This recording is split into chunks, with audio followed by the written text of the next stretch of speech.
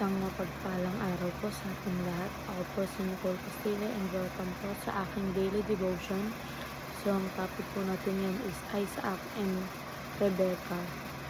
Love born from God's faithfulness. So, Isaac was the son God promised to Abraham, and Rebecca became his wife through God's careful guidance. Their meeting was not an accident.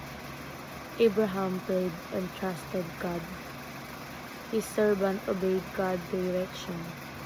Rebecca chose to trust God and leave her home. Isaac waited quietly and trusted the Lord.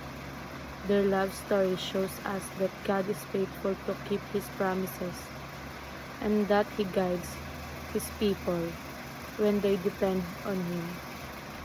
This marriage protects God's covenant promise and help continue the family line that would one day lead to a Jesus.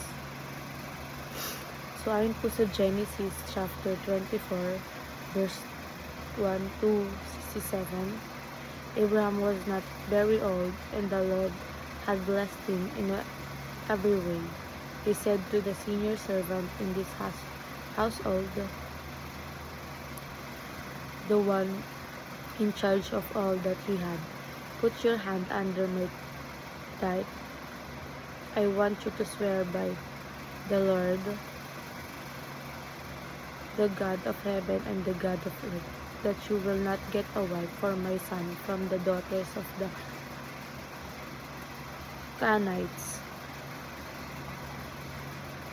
among whom I am living, but will go to my country and my own relatives and get a wife for my son Isaac."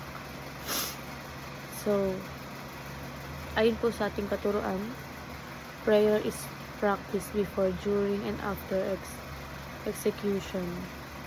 So, ang panalangin ay hindi lang ginagawa bago magsimula, kundi pati habang ginagawa ang plano at pagkatapos nito.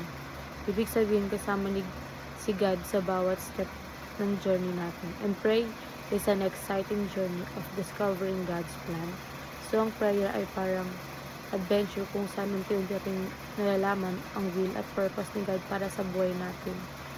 Habang nagpipray tayo, mas nagiging clear ang direction. And prayer ultimately leads to a successful outcome. Sa huli, ang prayer ay nagdadala sa atin ng tagumpay. Maaaring hindi laging ayon sa inaasahan natin, pero laging ayon sa pinakamabuti sa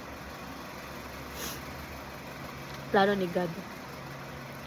And sa applications naman po, pray to discern God's plan and pray to every stage of the plan and pray to praise God for every outcome. And ayun lang po, maraming salamat.